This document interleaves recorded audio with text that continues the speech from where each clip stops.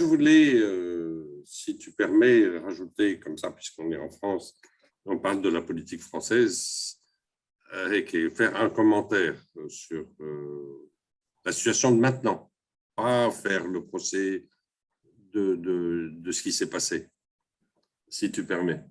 Je vous en prie, hein. On est là pour discuter, pour parler. Oui. Oui.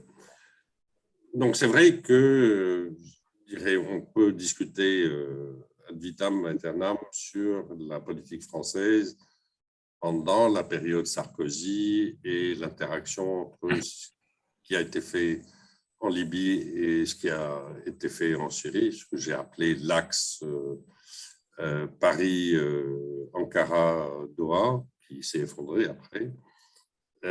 C'est vrai qu'on peut parler, je dirais, de différents épisodes, genre l'histoire du chimique et de la frappe que Hollande avait préparé, notamment avec les discours construits par Laurent Fabius, etc.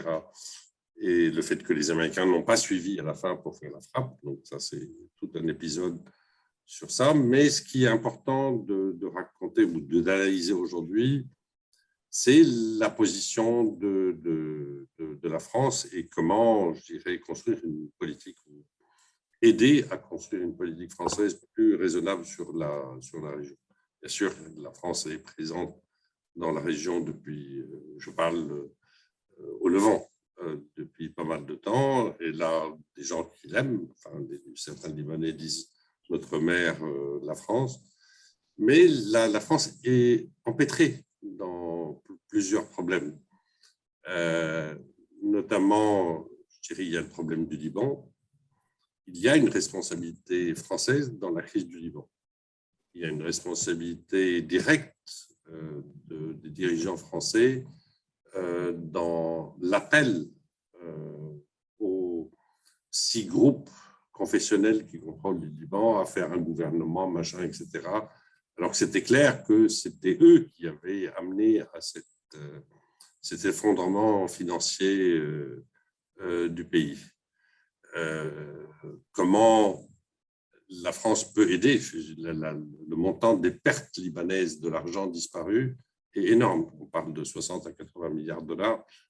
Ni le FMI ni la France n'ont la capacité d'aider le Liban à sortir à court ou moyen terme de la chose. Mais bon, la France doit avoir une politique raisonnable. Or, son image aujourd'hui, oubliez les politiciens qui parlent du plan français. Je ne sais pas s'il y a en réalité un plan français. La France est empêtrée dans ce qui a été fait avec la visite après l'explosion du port, la réhabilitation des politiciens et, je dirais, cette histoire de plan français qui a complètement faussé le débat au Liban, où les Libanais aujourd'hui voient leur argent disparaître, volé par les banques et par la clique au pouvoir. Donc, ça finira par une perte d'influence colossale au Liban. La France est un des pays les plus durs sur les sanctions. Moi, j'avais pris sur la Syrie. Moi, j'avais pris dès le départ, en 2011, une position en disant des sanctions que vous êtes en train d'imposer vont profiter au régime et nuire à la population. Donc, la France était un des pays qui a poussé le plus vers ces sanctions. Or, même les États-Unis aujourd'hui sont dans une situation de relâche sur les sanctions. Regardez ce qui s'est passé hier sur l'accord entre l'Égypte, la Jordanie, la Syrie et le Liban pour ramener l'électricité et le gaz, alors soi-disant pour le Liban, mais en fait, la Syrie va avoir de l'électricité et du gaz qui viendraient de l'Égypte. Donc ça, c'est une brèche dans les sanctions américaines énorme. On n'entend pas les responsables français sur ce sujet. La France a ouvert des bureaux de représentation de l'auto-administration kurde à Paris, donc juste à côté de la mairie, d'ailleurs financé par la mairie parce qu'ils ne veulent pas financer directement, où il n'y a pas un drapeau syrien, ni de l'opposition, ni le drapeau officiel. Donc, elle apparaît comme une puissance par rapport aux Syriens, comme une puissance poussant à la partition du pays. Donc ça donne une image très mauvaise, in fine, parce qu'on n'est plus dans le contexte de liberté. On n'est plus dans le contexte de la révolte. On est dans le contexte de pouvoir réunir le pays et pouvoir se débarrasser à un moment donné de Bachar al-Assad parce qu'il devient un fardeau, il ne fait que des conneries. Mais je dirais dans l'impression générale des Syriens, la France n'est pas vue comme une puissance ennemie, elle est vue comme une puissance voulant la séparation. Troisième axe, la France, M. Macron était en Irak récemment, comme un pays frontalier de l'Irak. Je ne vois pas comment la France est frontalière de l'Irak, faisant des déclarations très fortes en disant même si les Américains se retirent, on laissera les forces françaises en Irak.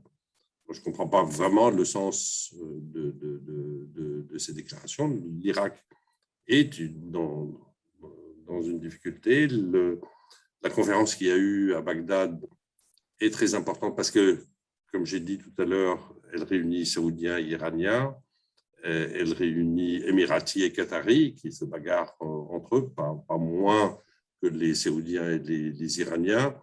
Et ça permet de stabiliser l'Irak. Donc ça, c'est en fait positif. Mais je dirais, là aussi, la France met le doigt comme acteur en Irak, acteur très engagé, comme c'est un acteur très engagé au Liban, alors qu'en Syrie, il est un acteur vu négativement.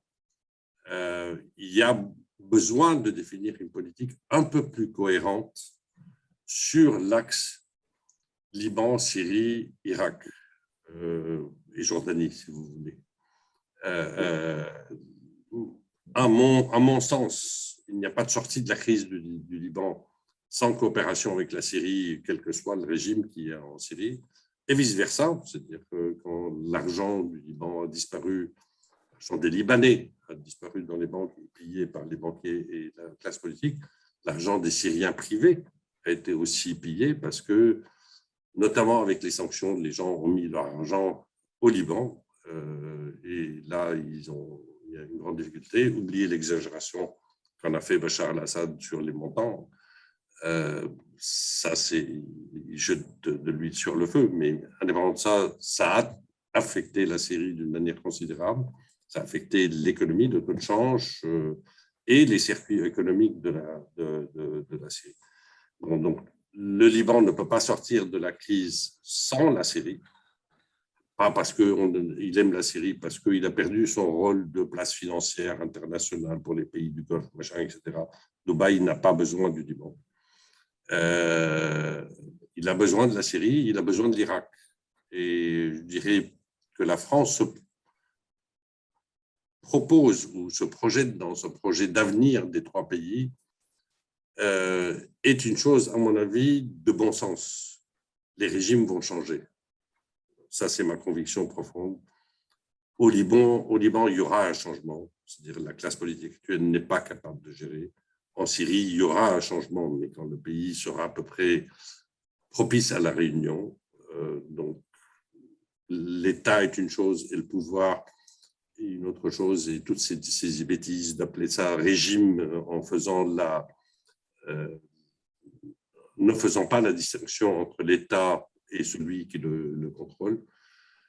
La même chose en Irak, il y aura des changements en Irak et cette mouvance, etc., malgré les difficultés de projection de puissance de la Turquie, de l'Iran, des pays du Golfe, il y a suffisamment de ressources internes, à mon sens, dans ces pays, au niveau de la population et de volonté de vivre ensemble, qui fera que, quel que soit le chemin difficile qui sera fait, il se fera. Donc, il ne faut pas que la France se trouve dans le mauvais côté de l'histoire. C'est-à-dire avec tel dictateur contre tel dictateur. Parler de régimes dictatoriaux et assassins, il y a dans la région, c'est pas ça qui manque.